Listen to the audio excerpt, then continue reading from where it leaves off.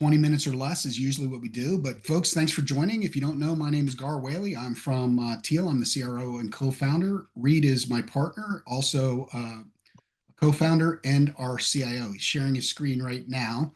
Yep. Today, we're going to be talking, Reid, about teams only. Every month we do these and we jump around, but today we thought we'd talk about teams only because, well, there's some new features in Teams and some cool things we've been using in Teams ourselves. In fact, when Reid and I were talking about this, some things have changed since just 3 days ago. Yeah. But that said, if anybody has any questions, we're happy to take them. Again, today we're sort of focusing on Teams only. So shoot those in the Q&A section, and Brittany and Caden are in the background. They'll shoot them over to me if they come up. But let's get started, Reid. One of the things I want to talk about is how to follow a thread in Teams and what that means, because I had to unfollow a thread this week earlier. A little bit of noise, reduce the noise. Yeah, so I'm sharing my screen here. I'm in our events team. We have a channel here called General Events, and you can see there's a lot of dialogue. And if there's a thread, or you can see virtual event idea, that's a thread. Webinar idea for ChatGPT Business, that's a thread. If you want to follow these threads and receive updates or awareness when something changes, you can go into the options button in the upper right, and you can click follow thread. So when you do that, updates to these conversations or these threads are going to show up in this followed threads filter on the left side of my Teams. So here you can see these are the different threads that I've followed from earlier. And anytime there's an update to one of those conversations, I'll get a little bubble here, and I can see it right here, and I can click on one of these conversations and it'll take me right into that chat. So that's following threads. If I want to unfollow, it's as simple as clicking the little dot and clicking unfollow thread. Does that help? Yeah. The use case, the thing that we were going to show, but seems to have changed based on people's versions of Teams, was the muting of a thread. How does it relate to muting of a thread? Or does it? So muting of a thread is really, if I'm following a thread and I'm getting updates, muting would kind of be the same as unfollowing that thread. So it would be stopping those updates. So I think that the change that they made is a little bit more intuitive.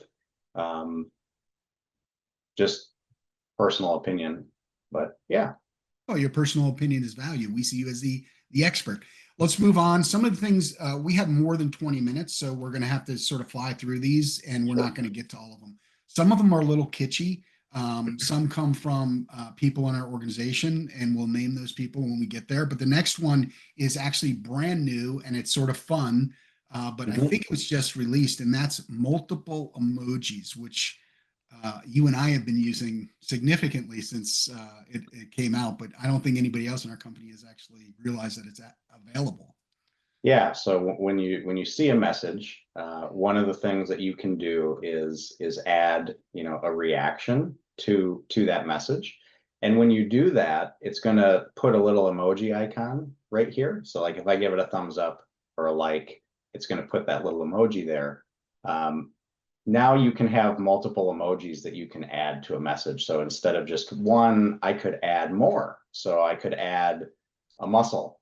I could also add happy sunglasses guy. So you can add as many emojis as you want to try to articulate how you feel about that message or kind of what you're thinking. So yeah, I started using this morning in a channel, and somebody, I think it was Jill, actually did notice that I was using multiple emojis. Yeah, you could fill this up and see when I add one, it puts a little line under it. So if I click it again, it takes it away. So you can remove emojis too. And just highlight that again so we can see the emojis, Reid. Yeah. So just the one to the right of it.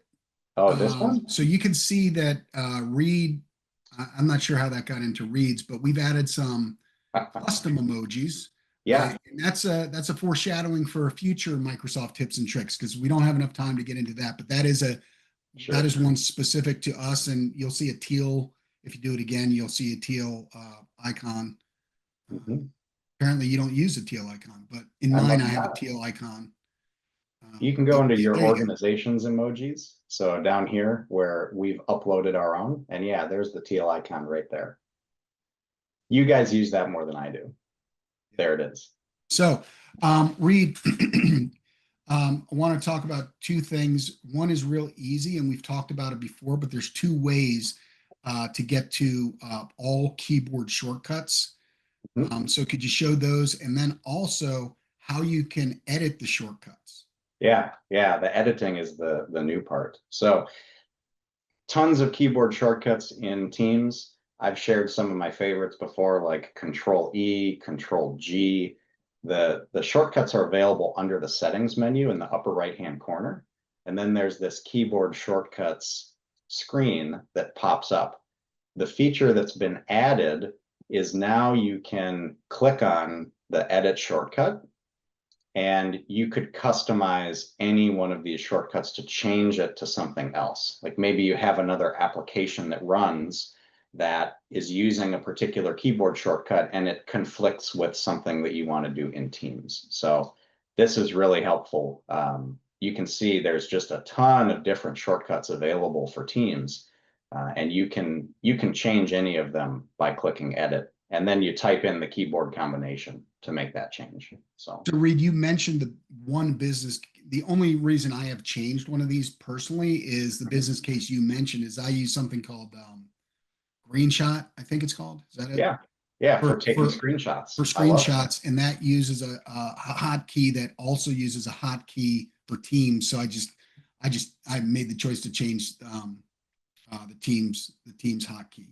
Um, Yeah. Another thing we use a lot, I use it a lot. Reid, you are actually pinned. Brittany and Caden are as well. But how do you pin chats and channels? Yeah, so here you can see I've created a group of lots of different channels here that I've called favorites. So I've pinned them here. If I scroll farther down, you can see we've got all sorts of different teams that have all sorts of different dialogue in them.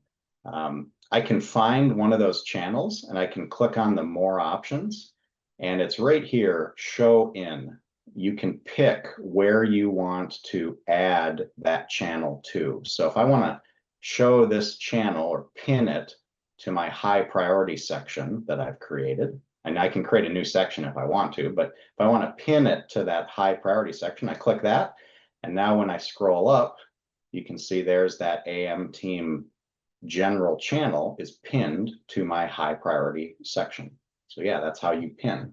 That's useful. So the use case there, you're maybe we've got an event coming up in DC. So I don't want to have to scroll through all of my different channels and all of my different teams.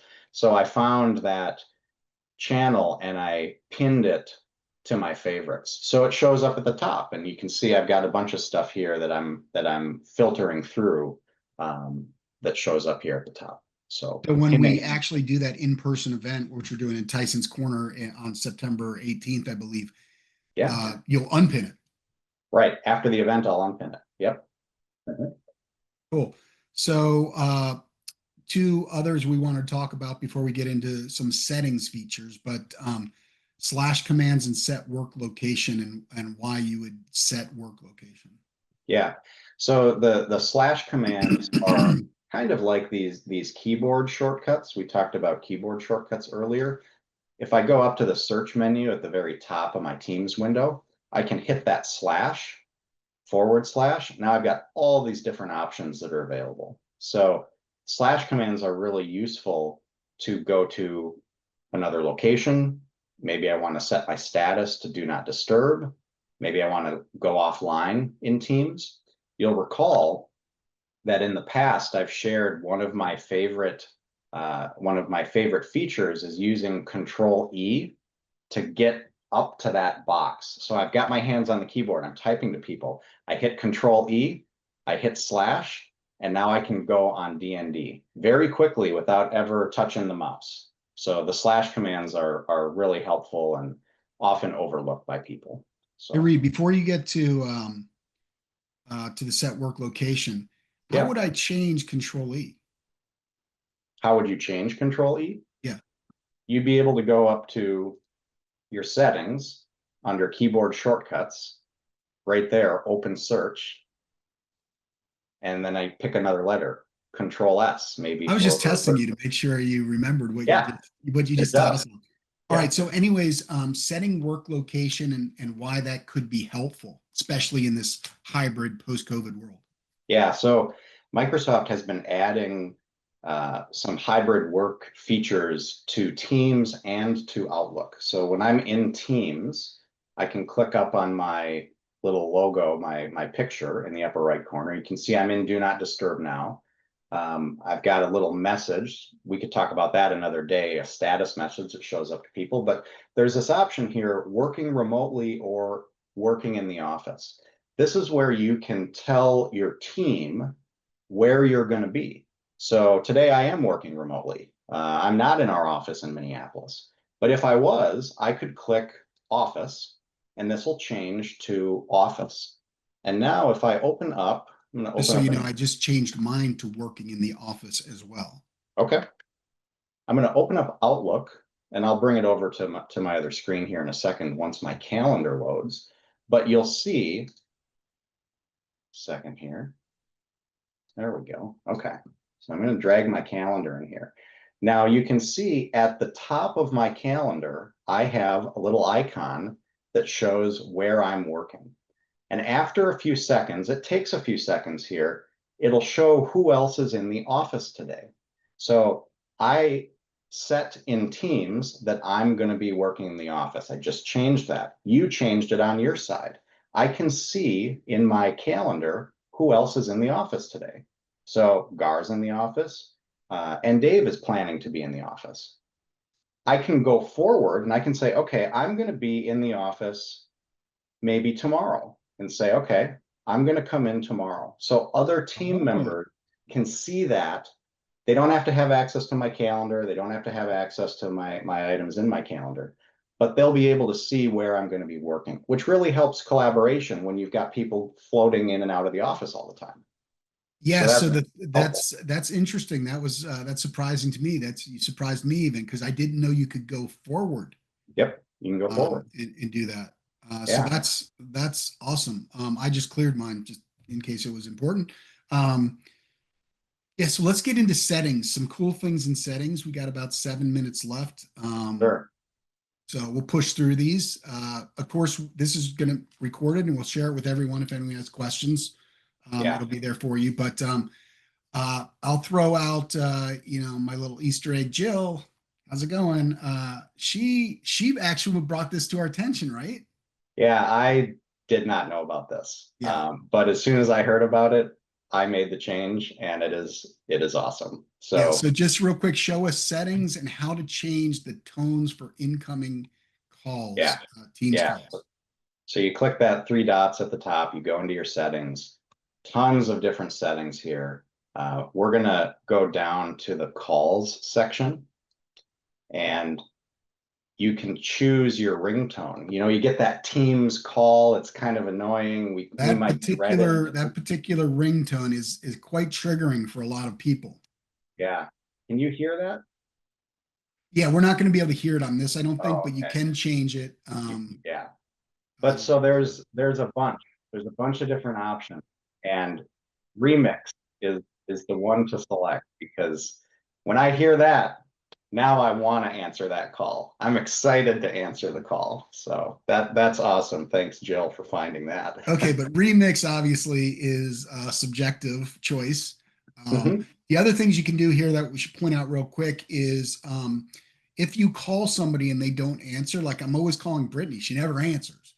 Yep. And it just has a default greeting, Yeah. person. So she could change the greeting here by recording a greeting. There's all kinds of neat things you can do it here. Yep, for sure. Yep. Yeah, so the next thing we wanted to show in the settings area, I believe, is something in privacy. Yeah, so kind of the next thing that we've talked about the other day was using keyboard shortcuts and read receipts. So the read receipts part is actually under chats. So you may have noticed that when you're sending a message and after a while you see a little eyeball next to that message. That is confirmation that the other person looked at it, right? They changed the focus of their screen and they looked at it. So let's see if I can just really quickly get back to one of these. I guess I don't have one, but if you have a direct message with someone, you can see that they read it, kind of like a read receipt on an iPhone or on an Android phone with text messaging, right? So you can do the same things in Teams. I think the default is this was turned on for everyone, but you can turn it off. So if you turn it off, no one's going to know when you looked at their message, but you're not going to be able to see if other people saw your message either. So it goes two ways. Yeah, just to be clear, you're that's turned on by default. Yep, that's turned on by default. Yep. The privacy one that I wanted to talk about was really related to muting your microphone. We were talking about that earlier. I can't show that in Teams, but I did use Copilot to create a little graphic for me to explain it. I used Copilot in Teams to help me explain how I can mute my microphone. So if I'm in a Teams meeting, I can toggle mute using Control-Shift-M. That'll mute my microphone so I can talk to somebody in the background. While I'm muted, I can hold Control Space to temporarily unmute me. And I can talk, and while I'm holding that down, I'm talking, and as soon as I take my hand off the keyboard, it mutes me again. So I used Copilot. You can see my prompt there. You can see the image that it spat out to help me explain that. I thought that was kind of cool. I did that today. That's awesome. I don't think we can have time to get into Copilot. But can you just real quickly show, because that's why we're going to go in the privacy settings, where that setting is? Well, these are actually just keyboard shortcuts. That's not a privacy setting. That's just muting your microphone. So we were kind of okay. So if we go into settings and then yeah. we go into see all keyboard shortcuts, we will see those shortcuts. Yep. If you go into the keyboard shortcuts and you go all the way down to meetings, you'll see toggle mute, Control-Shift-M, and then you'll see mute somewhere else on here. Maybe you'll see it before I do, but controls temporarily unmute right there, Control Space. Yeah. Hey, Reid, we only have 2 minutes, so we got a few more that we wanted to get to. We're only got time to get to one more. So I'm going to choose. You choose. This is one that irritates me. I was on a call with Brittany this morning, and it further irritated me. How do you open up documents from Teams the way you want? So that's in the settings, files, and links area. Yeah, this is really, really helpful. So again, we're in the settings menu. We went down to files and links. It's right here. You can pick when you click on a link in Teams for a document, a spreadsheet, a Word doc. Do you want to open it in Teams? Do you want to open it in the desktop app, or do you want to open it in the browser? I've picked browser, so it opens up a new screen and it opens that document and I can keep chatting over here. That's my setting. I love it that way. And then you can pick your browser also. If you have multiple browsers installed, Chrome, Edge, Firefox, you could pick which browser to open links in as well. So yeah. So that's an awesome one, because I think the default is Teams. And yeah, the default is Teams. It opens up in the window you're trying to talk to somebody in. So I switched to browser as well, but maybe because of my age, I'm thinking desktop might be the right for me, because Brittany and I were trying to work on a spreadsheet collaboratively today, and I had it open in the browser, and the fonts weren't changing, and it was horrible. Depends on what you're doing. There's not feature parity between the desktop apps and the browser apps, but the browser apps continue to get a lot more features. So it's changing over time. Fantastic. All right, Reid, that's all we have time for today. Thanks for sharing your expertise, folks. Thanks for joining. You can always reach us at info@tealtech.com. We're always happy to talk tech. We have a local event here in DC in September. It's on our website and events. Otherwise, we'll just see you back for the next tips and tricks. Thanks so much. Thanks a lot. See ya. See ya.